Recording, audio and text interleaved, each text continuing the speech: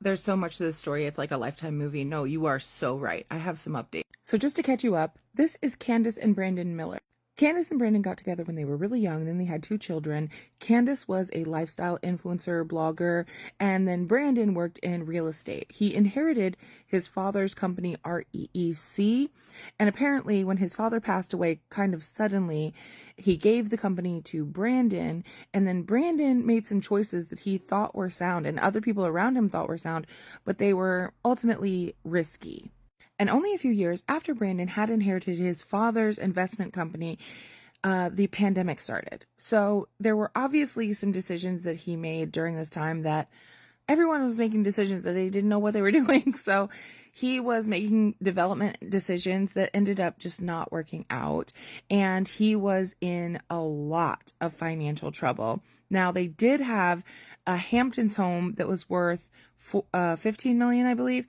And they had sold their home in the city and started renting an apartment that was like $50,000 a month. So the big question was, did Candice know that they were having financial troubles? Because she was posting business as usual with $800 facials and her lavish lifestyle trips, etc. And some say she did know because they had moved from their home that they had owned to sell it to move to this rental home, but also that he was making some deals behind the scenes with friends. So he had taken out a $2 million loan against their Hamptons home, like a personal loan from a friend.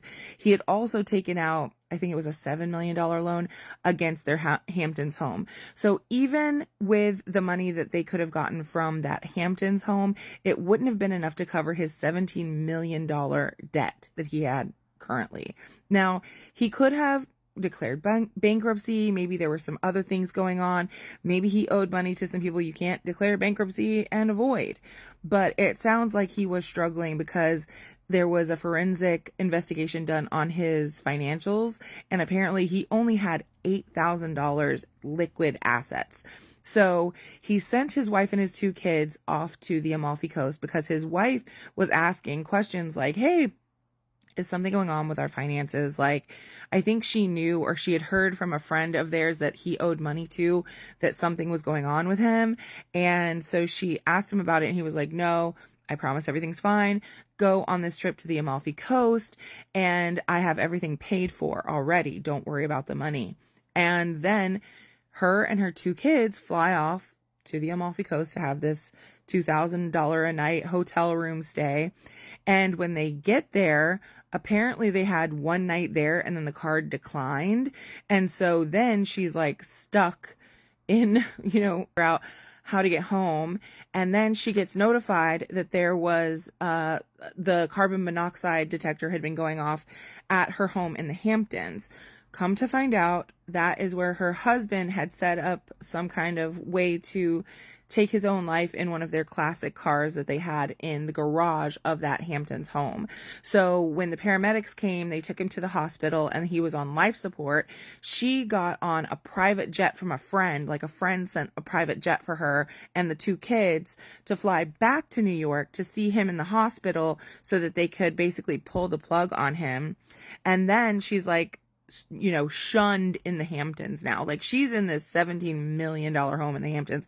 I'm sure they had quite the lifestyle out there, and I bet everybody knew of them out there. And now everybody knows that this happened because it was all over like page 6 of the New York Times and the Post.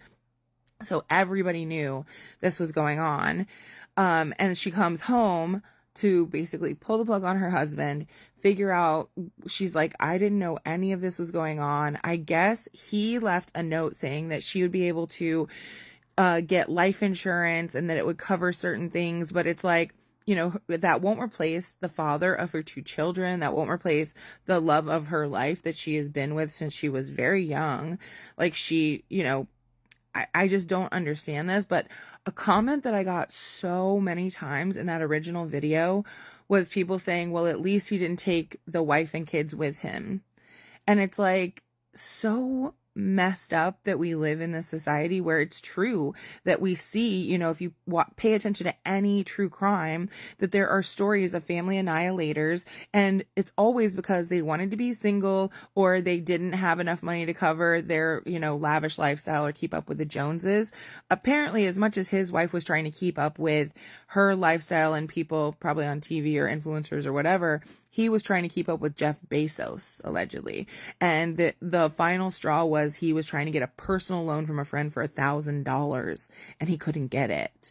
So he was down to, you know, $8,000 that he was probably about to spend on that Amalfi Coast trip for his wife, just so she would be kind of set while he, you know, followed through with this plan. So apparently she decided to pack up her things and move her and her 2 kids down to Miami to register them into school, because this happened in July.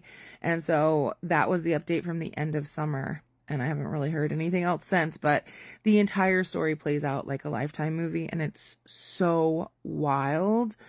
And I'm telling you, like, just because you see it on Instagram doesn't mean it's real.